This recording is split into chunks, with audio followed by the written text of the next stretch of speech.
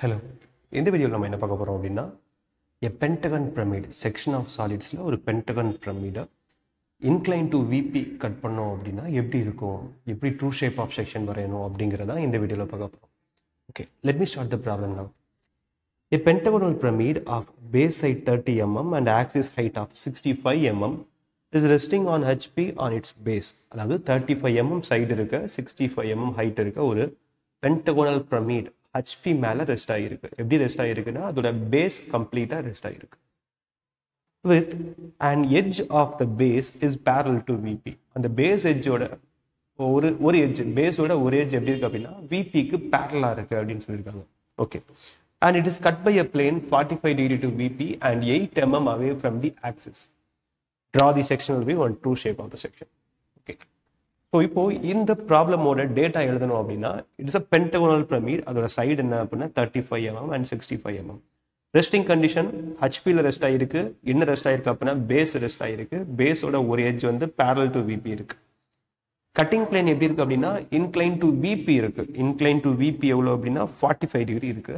And ஆக்சிஸ்ல இருந்து 8 mm away from இருக்கு. Okay, நார்மலாக ரெஸ்டிங் கண்டிஷனை பொறுத்த வரைக்கும் நம்ம எல்லா ப்ராப்ளம்க்கே ரெஸ்டிங் கண்டிஷன் எப்படி அப்படிங்கிறத சொல்லிட்டு தான் இருப்போம். பட் சாலிடாக ப்ராப்பராக சிம்பிள் ப்ரொஜெக்ஷன் எப்படி ட்ரா பண்ணணும் அப்படின்னு தெரிஞ்சுக்கிறதுக்கு projection of solids and section of சாலிட்ஸோட அதர் ப்ராப்ளம்ஸ் பிளேலிஸ்ட்டில் தயவு செஞ்சு வாட்ச் பண்ணுங்க. இந்த ப்ராப்ளம் டைரெக்டாக கட்டிங் பிளேன் உள்ள போயிடும். ஓகேங்களா? ஸோ இனிஷியலாக ரெஸ்டிங் கண்டிஷன் மட்டும் எப்படி அப்படிங்கிறத சொல்லியிருக்கேன்.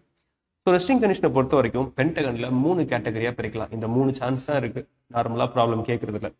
எப்படி சொல்லியிருப்பாங்கன்னா எப்பவுமே செக்ஷனல் சாலிடை பொறுத்த வரைக்கும் செக்ஷன் ஆஃப் சாலிட்ஸோ இல்லை டெவலப்மெண்ட் ஆஃப் சாலிட்ஸோ அதோட பேஸ் வந்து ஹெச்பியில் ரெஸ்ட் ஆகிற மாதிரி தான் 99% நமக்கு இருக்கும். நமக்கு அதுதான் சிலபஸில் இருக்கு. சரிங்களா?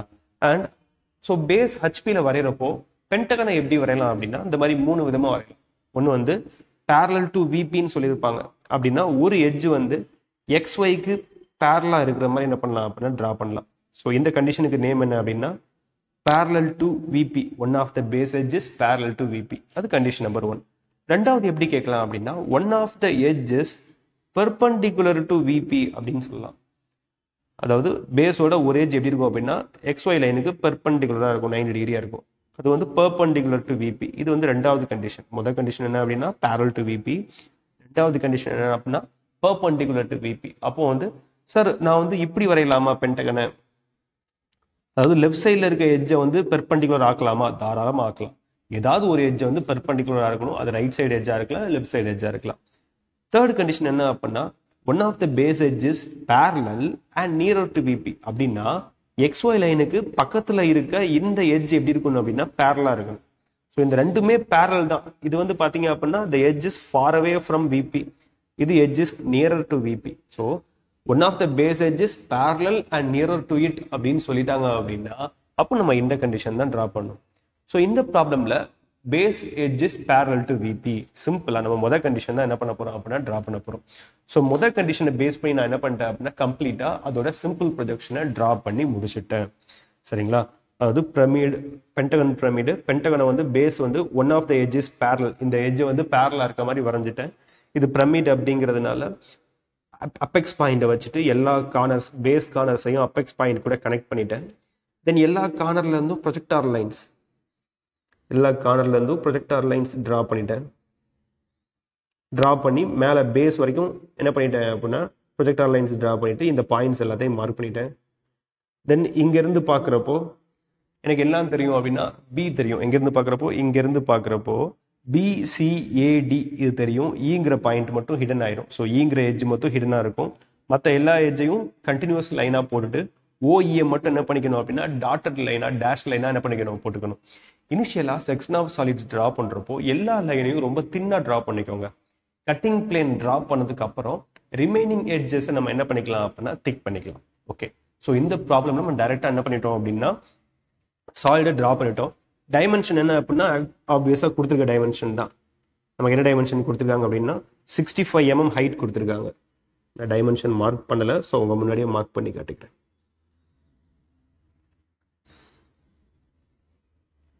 65 ஹைட்டு. அதே டைமில் உங்களுக்கு சாலிடோட சைடு என்ன அப்படின்னா 35 mm. நிறைய பேருக்கு இந்த ஏரோ ஹெட் போடுறது தெரியாது. நான் எப்படி போறேன் அப்படிங்கிறத பார்த்துக்கோங்க. இந்த எட்ஜில் ஒரு 3 mm தள்ளி என்ன பண்ணுங்க அப்படின்னா ஏரோ ஹெட்டை ஸ்டார்ட் பண்ணுங்க. 3 mm தள்ளி டுவர்ட்ஸ் கார்னர் என்ன பண்ணுங்க அப்படின்னா அந்த ஏரோ ஹெட்டை மூவ் பண்ணுங்க. உங்களுக்கு என்ன வந்துடும் அப்படின்னா அந்த ஈஸியாக அந்த ஏரோ ஹெட் வந்துடும். நிறைய பேர் இதில் மிஸ்டேக் பண்ணுவாங்க எப்படி அந்த ஏரோ ஹெட் போடுறது அப்படிங்கிறத. ஸோ ப்ராப்பராக லேர்ன் பண்ணிக்கோங்க. 35 mm டைமென்ஷன் மார்க் பண்ணியாச்சு. ஸோ என்னோட சிம்பிள் ப்ரொஜெக்ஷன் என்ன ஆயிடுச்சு அப்படின்னா கம்ப்ளீட் ஆயிடுச்சு. நெக்ஸ்ட் என்ன பண்ணுவோம் அப்படின்னா I need to draw the cutting plane. Cutting plane data பார்த்தீங்க அப்படின்னா விபிக்கு 45 டிகிரி இன்க்ளைண்டா இருக்கு. ஆக்சிஸ்ல இருந்து அவே ஃப்ரம் 8 டேர்ம் இருக்கு. ஸோ இன்க்ளைன் டு விபி அப்படிங்கிறப்போ உங்களுக்கு ஹெச்பி சைடு இது ஒய், இது எக்ஸ், இது விபி சைடு, இது என்ன அப்படின்னா ஹெச்பி சைடு. எக்ஸ் ஒய்க்கு மேலே விபி, எக்ஸ் ஒய்க்கு கீழே HP side. Incline to VP அப்படின்னு வந்ததுன்னா விபிக்கு டிரா பண்ற எல்லா லைன்ஸுமே ஹெச்பி சைடில் தான் டிரா பண்ணும். ஸோ இன்க்ளைன் டு விபிங்கிறத நம்ம ஹெச்பி சைடில் டிரா பண்ணும். எங்க டிரா பண்ணும் அப்படின்னா இதான் ஆக்சிஸ் பாயிண்ட். அப்பெக்ஸ் வழியாக தான் என்ன பண்ணும் ஆக்சிஸ் போகும். ஆக்சிஸ்ல இருந்து 8 mm அவே ஃப்ரம், அது இந்த பக்கமா இருக்கலாம், இல்லை இந்த பக்கமா இருக்கலாம், இல்லை இந்த பக்கமா இருக்கலாம், இல்லை இந்த பக்கமா இருக்கலாம், 4 பக்கமா இருக்கலாம்.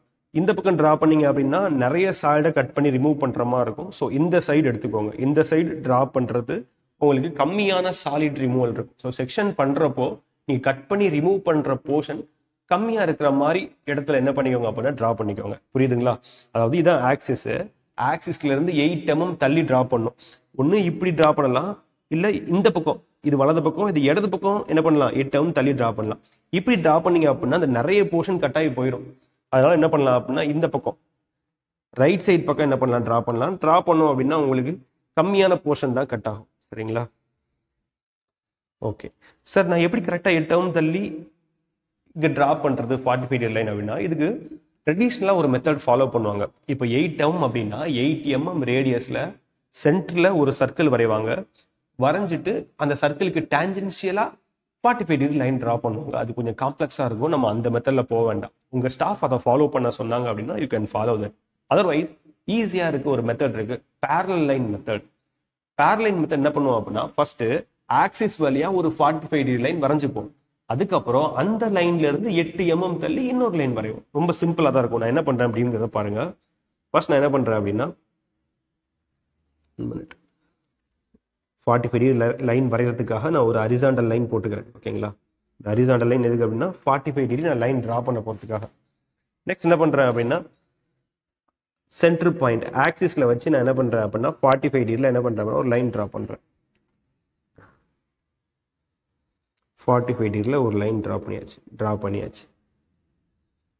ஆனா இந்த லைன் வந்து என்ன கிடையாது அப்படின்னா உங்களோட கட்டிங் லைன் கிடையாது, உங்களோட செக்ஷனல் பிளேன் கிடையாது. ஆக்சிஸ் வழியா நீங்க டிரா பண்ணிருக்கீங்க. இதுல இருந்து நம்ம என்ன பண்ணணும் 8 mm தள்ளி இன்னொரு லைன் டிரா பண்ணணும். ஸோ இதுக்கு லைனுக்கு பேரலா 8 mm தள்ளி இந்த லைனுக்கு பேரலல் 8 mm தள்ளி நான் என்ன பண்றேன் அப்படின்னா இன்னொரு லைன் டிரா பண்றேன். இதுதான் என்ன அப்படின்னா என்னோட கட்டிங் பிளேன். இதுதான் என்ன அப்படின்னா என்னோட கட்டிங் பிளேன். என்ன பண்ணியிருக்கேன், அதாவது நார்மலா 8 mm ஒரு ரேடியஸ் வரைஞ்சு அதுக்கப்புறம் அந்த ரேடியஸ் ஒரு சர்க்கிள் வரைஞ்சு சர்க்கிளுக்கு டேஞ்சென்ஷியலா அது வரைவாங்க. அது கொஞ்சம் காம்ப்ளிகேட்டடா இருக்கும். நீங்க என்ன பண்ணுங்க 45 டிகிரி 8 mm அவே அப்படிதானே சென்டர் வழியா 45 டிகிரில ஒரு லைன் டிரா பண்ணிக்கோங்க. டிரா பண்ணதுக்கு அப்புறம் அந்த லைன்ல இருந்து 8 mm தள்ளி அதுக்கு பேரலா ஒரு லைன் டிரா பண்ணிக்கோங்க. ஸோ ரொம்ப ஈஸியா என்ன பண்ணிடும் அப்படின்னா உங்களுக்கு sectional plane incline to VP வந்து வரைஞ்சிடலாம். ஓகேங்களா? இப்போ நான் என்ன பண்றேன் அப்படின்னா கட்டிங் பாயிண்ட் மார்க் பண்றேன். Cutting point number 1, cutting point number 2, cutting point number 3 and cutting point number 4. Point number 1, point number 2, point number 3 and point number 4. 4 cutting point என்ன பண்ணிட்டேன் அப்படின்னா டிரா பண்ணியாச்சு. டிரா பண்ணதுக்கு அப்புறம் ரிமைனிங் இருக்கிற எட்ஜஸ் கட் பண்ணி remove பண்ணது போக மீதி இருக்கிற எட்ஜஸ் என்ன பண்றேன் அப்படின்னா திக்கன் பண்ணிக்கிறேன்.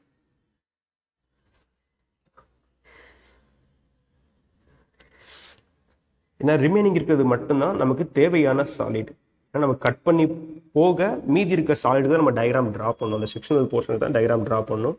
ஸோ நான் என்ன பண்ணுறேன் அப்படின்னா டாப் வியூவில் ரிமைனிங் இருக்கிற போர்ஷனை என்ன பண்ணுறேன் அப்படின்னா டிரா பண்ணி முடிக்கிறேன்.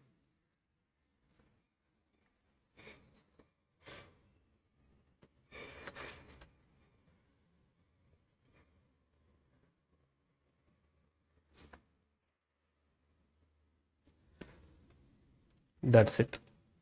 பார்த்துட்டிங்களா? அதாவது இந்த செக்ஷனல் பிளேனுக்கு ரைட் சைடில் இருக்க இந்த போர்ஷன் எல்லாமே கட் ஆகி ரிமூவ் ஆக்கியாச்சு. மீதி இருக்க போர்ஷன் மட்டும்தான் என்னன்னா நமக்கு ரிமைனிங் இருக்கிற சாலிட். ஓகே, இப்போ ஒரு சின்ன நோட் சரிங்களா? இது வந்து நீ என்ன பண்ண வேண்டாம் அப்படின்னா எக்ஸாமில் எழுத வேண்டாம், பட் தெரிஞ்சுக்கோங்க. 1 2 3 4 மொத்தம் என்ன அப்படின்னா 4 கட்டிங் பாயிண்ட். 1 எங்க இருக்கு அப்படின்னா இந்த பென்டகனோட சர்ஃபேஸ் சர்க்கம்ஃபரன்ஸ்ல இருக்கு, ஏஇ அப்படிங்கிற எட்ஜில் இருக்கு. ஸோ 1 எங்க இருக்கு அப்படின்னா ஏஇ அப்படிங்கிற எட்ஜில் இருக்கு. 2 எங்க இருக்கு அப்படின்னா ஓஏங்கிற எட்ஜில் இருக்கு. 2 எங்க இருக்குன்னா ஓஏ அப்படிங்கிற எட்ஜில் இருக்கு. 3 எங்க இருக்கு அப்படின்னா ஓபிங்கிற எட்ஜில் இருக்கு. 4 எங்க இருக்குன்னா அகைன் 4 எங்க இருக்குன்னா பென்டகன் மேல இருக்கு. பென்டகன் மேல எதுல இருக்கு அப்படின்னா சிபி அப்படிங்கிற எட்ஜில் இருக்கு. பென்டகன் மேல சி, இந்த எட்ஜை திக் பண்ணாம விட்டுட்டேன், ஸோ அதை திக் பண்றேன். ஓகேவா? இப்போ ஓஏவும் ஓபியும் பாத்தீங்க அப்படின்னா ஸ்லாண்டிங் எட்ஜ், ஏஇயும் சிபியும் பாத்தீங்க அப்படின்னா base edge. So point number 1ம் 4ம் பேஸ்ல இருக்கு, 2 3 எங்க இருக்கு அப்படின்னா ஸ்லாண்டிங் எட்ஜ்ல இருக்கு. இது ஏன் அப்படின்னா நீங்க இந்த டாப் வியூல இருக்க எல்லா பாயிண்ட்டையும் ஃப்ரண்ட் வியூல ப்ரொஜெக்ட் பண்ண வேண்டியது இருக்கும். ஃப்ரண்ட் வியூல ப்ரொஜெக்ட் பண்றப்போ நீங்க ப்ராப்பரா ப்ரொஜெக்ட் பண்ணணும். இப்போ 1 எங்க இருக்கு பேஸ்ல இருக்கு, 4 எங்க இருக்கு அப்படின்னா பேஸ்ல இருக்கு. ஸோ 1ல இருந்து நீங்க என்ன பண்றீங்க அப்படின்னா ப்ரொஜெக்டார் லைன் வரையீங்க. எது வரைக்கும் வரையணும் அப்படின்னா உங்களோட பேஸ் வரைக்கும் தான் வரையணும். இதுதான் பாயிண்ட் நம்பர் 1. அதே மாதிரி பாயிண்ட் நம்பர் 4ம் பாத்தீங்க அப்படின்னா பாயிண்ட் நம்பர் 4க்கு ப்ரொஜெக்டார் லைன் வரைகிறப்போ எது வரைக்கும் வரையணும் அப்படின்னா பேஸ் வரைக்கும் தான் வரையணும். பேஸ் வரைக்கும் தான் வரையணும். இது பாயிண்ட் நம்பர் 4. பாயிண்ட் நம்பர் 2 எங்க இருக்கு அப்படின்னா ஓஏ அப்படிங்கிற ஸ்லாண்டிங் எட்ஜ்ல இருக்கு. பாயிண்ட் நம்பர் ஓபி எங்க இருக்கு அப்படின்னா ஓபிங்கிற ஸ்லாண்டிங் எட்ஜ்ல இருக்கு. ஸோ பாயிண்ட் 2 வரைகிறது எங்க வரையணும் அப்படின்னா ப்ரொஜெக்டார் லைன் வரைகிறப்போ ஓஏ வரைக்கும் வரையணும். இதுதான் ஓஏ. ஓஏங்கிற லைன் எங்க இருக்கு அப்படின்னா இதுதான் இருக்கு ஓஏங்கிற லைன். அந்த லைன் வரைக்கும் என்ன பண்ணணும் அப்படின்னா பாயிண்ட் நம்பர் 2க்கு ப்ரொஜெக்டார் லைன் வரையணும். தென் பாயிண்ட் நம்பர் 3க்கு ப்ரொஜெக்டார் லைன் வரைகிறப்போ எல்லா ப்ரொஜெக்டார் லைனுமே கரெக்டாக 90 டிகிரி இருக்கணும். சரிங்களா? நீங்கள் ப்ராப்பராக உங்களோட மினி டிராஃப்டரை யூஸ் பண்ணி ட்ரா பண்ணுங்க. மினி டிராஃப்டர் இல்லாதவங்க செட் ஸ்கொயர் வச்சு கூட ட்ரா பண்ணலாம். ப்ராப்பர் 90 டிகிரி லைன் ட்ரா பண்ணணும். ஸோ இது வந்து என்ன அப்படின்னா ஓபிங்கிற ஏஜ். ஓபிங்கிற ஏஜில் என்ன பண்ணணும் அப்படின்னா பாயிண்ட் நம்பர் 3யை மார்க் பண்ணணும். ஸோ 1 2 3 4 அப்படிங்கிற 4 பாயிண்ட்டே நம்ம என்ன பண்ணியாச்சு அப்படின்னா மார்க் பண்ணியாச்சு. பாயிண்ட் நம்பர் 1ம் 4ம் பேஸ்ல இருக்கு. பாயிண்ட் நம்பர் 2ம் 3ம் எங்க இருக்கு அப்படின்னா ஸ்லாண்டிங் எட்ஜ்ல இருக்கு. இப்போ என்ன பண்ணுங்க அப்படின்னா இந்த 1 2 3 4 ஃபர்ஸ்ட் கனெக்ட் பண்ணுங்க. 1 and 2 கனெக்ட் பண்ணியாச்சு. தென் 2 and 3 கனெக்ட் பண்ணியாச்சு. தென் 3 and 4 கனெக்ட் பண்ணியாச்சு. தென் 1 and 4. ஸோ இந்த 1 2 3 4 அப்படிங்கிற 4 பாயிண்ட்டையும் சுத்தி சுத்தி என்ன பண்ணிக்கோங்க அப்படின்னா கனெக்ட் பண்ணிக்கோங்க. இதுதான் என்ன அப்படின்னா உங்களோட செக்ஷனல் போர்ஷன். செக்ஷனல் போர்ஷன் உள்ள ஹேட்ச் பண்ணிக்கணும். 45 டிகிரி அப்ராக்சிமேட்டா 45 டிகிரி கரெக்டாக ஒரே ஒரு லைன் 45 டிகிரியில் வரைஞ்சிக்கோங்க. அதுக்கப்புறம் ஈக்குவல் கேப் இருக்க மாதிரி என்ன பண்ணிக்கோங்க அப்படின்னா கண்டினியூஸாக பேரலா ஹேச்சிங் லைன்ஸை என்ன பண்ணுங்க அப்படின்னா ட்ரா பண்ணுங்க. ஸோ இந்த ஹேச்சிங் லைன்ஸ் எப்படி இருக்கணும் அப்படின்னா ஓரளவு decent gap, at least minimum 3 mm இருந்துச்சு அப்படின்னா ஓரளவு டீசென்ட் கேப்பாக இருக்கும். 3 mm கம்மியாக நீங்கள் ஹேச்சிங் லைன் கேப் வச்சிங்க அப்படின்னா ரொம்ப கொச்சன்னு இருக்க மாதிரி இருக்கும். ஸோ அது மட்டும் கொஞ்சம் கேர்ஃபுல்லாக பார்த்துக்கோங்க. ஓகே, ஸோ ஹேச்சிங் லைன் என்ன பண்ணியாச்சு அப்படின்னா ட்ரா பண்ணியாச்சு. தென் இது போக ரிமைனிங் இருக்க போர்ஷன், அதாவது இந்த ஏங்கிற பாயிண்ட்லாம் ரிமூவ் பண்ணியாச்சு. இந்த பக்கம் தான் என்ன இருக்கு அப்படின்னா அதாவது லெஃப்ட் சைடு மட்டும் தான் ரிமைனிங் இருக்கு. ஸோ லெஃப்ட் சைடில் இருக்கிற எட்ஜஸ், அந்த ரிமைனிங் எட்ஜஸை மட்டும் என்ன பண்ணிக்கணும் அப்படின்னா டிக் பண்ணிக்கணும்.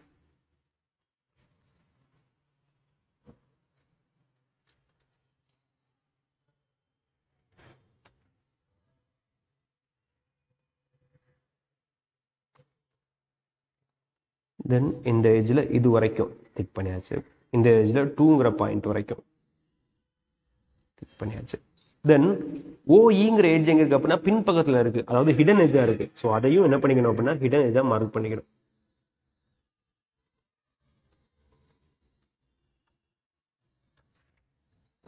Clear? So this is how we can draw the sectional front view. So ஒரு செக்ஷனல் பிளேனை இன்க்ளைன் டு விபி எப்படி ட்ரா பண்ணணும், எப்படி கட்டிங் பாயிண்ட் மார்க் பண்ணணும், கட்டிங் பாயிண்ட் மார்க் பண்ணதுக்கப்புறம் அந்த கட்டிங் பாயிண்ட்ஸை எப்படி ஃப்ரண்ட் வியூவில் ப்ரொஜெக்ட் பண்ணணும், தென் செக்ஷனல் போர்ஷன் எப்படி ட்ரா பண்ணணும், ரிமைனிங் எட்ஜஸை எப்படி திக் பண்ணணும் அப்படிங்கிறது எல்லாமே பார்த்தோம். நெக்ஸ்ட் என்ன பார்க்க போகிறோம் அப்படின்னா true shape of the section. இந்த செக்ஷனோட ட்ரூ ஷேப் என்ன பண்ணுவோம் அப்படின்னா ட்ரா பண்ணுவோம். அது எப்போ ட்ரா பண்ணோம் அப்படின்னா கீழே நம்ம கட்டிங் பாயிண்ட் மார்க் பண்ணியிருக்கோம்ல அந்த கட்டிங் பாயிண்ட்டுக்கு பெர்பெண்டிகுலரா உங்களுக்கு என்ன பண்ணணும் அப்படின்னா ஃபர்ஸ்ட் லைன் ட்ரா பண்ணிக்கணும். அந்த லைன்ல தான் என்ன பண்ணணும் அப்படின்னா நீங்க உங்களோட ட்ரூ ஷேப் ஆஃப் செக்ஷனை வரைய போறீங்க. ஸோ பாயிண்ட் நம்பர் 4லேருந்து பெர்பெண்டிகுலரா எப்படி வரைய உங்களோட மினி டிராஃப்டர் அல்லது செட் ஸ்கொயரை இந்த செக்ஷனல் பிளேனுக்கு கோயின்சைடிங்கா ஒரு ஸ்கேல் வச்சுக்கோங்க. தென் என்ன பண்ணிக்கோங்க அப்படின்னா இன்னொரு ஸ்கேலுக்கு லைன் ட்ரா பண்ணுங்க. அது கரெக்டாக எப்படி இருக்கும் அப்படின்னா உங்க செக்ஷனல் பிளேனுக்கு கரெக்டாக 90 டிகிரியில் இருக்கும். இல்லை அப்படின்னா ஒவ்வொரு பாயிண்ட்லையும் வச்சு ப்ரொடெக்டரை வச்சு 90 டிகிரி எடுத்து நீங்கள் என்ன பண்ணணும் அப்படின்னா ட்ரா பண்ணணும். அது கொஞ்சம் காம்ப்ளெக்ஸாக இருக்கும். ஸோ மினி டிராஃப்டர் இல்லை செட் ஸ்கொயரை யூஸ் பண்ணீங்க அப்படின்னா கொஞ்சம் ஈஸியாகவே 90 டிகிரி லைன்ஸை ட்ரா பண்ணிடலாம். 90 டிகிரி லைன்ஸை ட்ரா பண்ணியாச்சு. ட்ரா பண்ணதுக்கப்புறம் உங்களோட செக்ஷனல் பிளேனுக்கு பேரலா இன்னொரு லைன் என்ன பண்ணிக்கணும் அப்படின்னா இதில் ட்ரா பண்ணிக்கணும். இது axis, reference axis x1 and y1 draw பண்ணியாச்சு. இதுக்கப்புறம் இந்த xy மெயின் ஆக்சிஸ் xyல இருந்து ஒவ்வொரு கட்டிங் பாயிண்டோட ஹைட்டையும் மெஷர் பண்ணி இங்க மார்க் பண்ணிட்டே இருக்கணும். இப்போ xyங்கிற ஆக்சிஸ் இங்க இருக்கு. பாயிண்ட் நம்பர் 1ம் 4ம் பார்த்தீங்க அப்படின்னா ஆக்சிஸ் மேலேயே இருக்கு. ஸோ ஆக்சிஸ் மேலேயே இங்கே மார்க் பண்ணிக்கலாம். ஸோ இது 1வது ப்ரொஜெக்டாரு, அந்த லைன் அப்படியே இங்கே வருது. இதில் பாயிண்ட் நம்பர் என்ன பண்ணிக்கணும் 1 மார்க் பண்ணிக்கணும். சிமிலர்லி பாயிண்ட் நம்பர் 4 பாயிண்ட் நம்பரோட ப்ரொஜெக்டார் அப்படி வருது. தென் பாயிண்ட் நம்பர் 4 இல்லை அப்படின்னா இங்கே 1லேருந்து வரீங்க அப்படின்னா 1, இங்கே 4லேருந்து வரீங்க அப்படின்னா 4. ஸோ பாயிண்ட் நம்பர் 1ஐயும் 4ஐயும் நான் என்ன பண்ணிக்கிட்டேன் அப்படின்னா XY லைனுக்கு மேலேயே மார்க் பண்ணிக்கிட்டேன். ஏன் அப்படின்னா இங்கே XY லைனுக்கு மேலே தான் 1ம் 4ம் இருக்கும். 1ம் 4ம் பேஸில் இருக்கு. 2 எங்கே இருக்கு அப்படின்னா 2 வந்து ஒரு ஹைட் தள்ளி இருக்கு, 3யும் ஒரு ஹைட் தள்ளி இருக்கு. எவ்வளோ ஹைட் தள்ளி இருக்கு அப்படிங்கிறத மெஷர் பண்ணி அந்த பாயிண்ட்டை மார்க் பண்ணணும். இப்போ 2ஓட ப்ரொஜெக்டார் லைன் இதுதான்.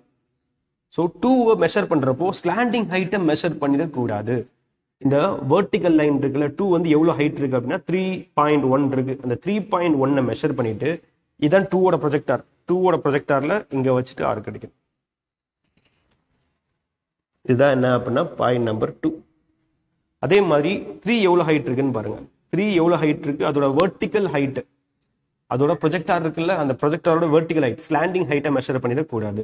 வெர்டிக்கல் ஹைட்டை மெஷர் பண்ணிட்டு அந்த வெர்டிக்கல் ஹைட் என்ன பண்ணிக்கணும் அப்படின்னா இந்த இடத்துல மார்க் பண்ணிக்கணும். அதாவது 3யோட ப்ரொஜெக்டார்ல மார்க் பண்ணிக்கணும். ஸோ 1 2 3 4 பாயிண்ட் கிடைச்சிரும். அந்த 1 2 3 4ங்கிற பாயிண்ட் என்ன பண்ணிக்கோங்க அப்படின்னா கனெக்ட் பண்ணிக்கோங்க.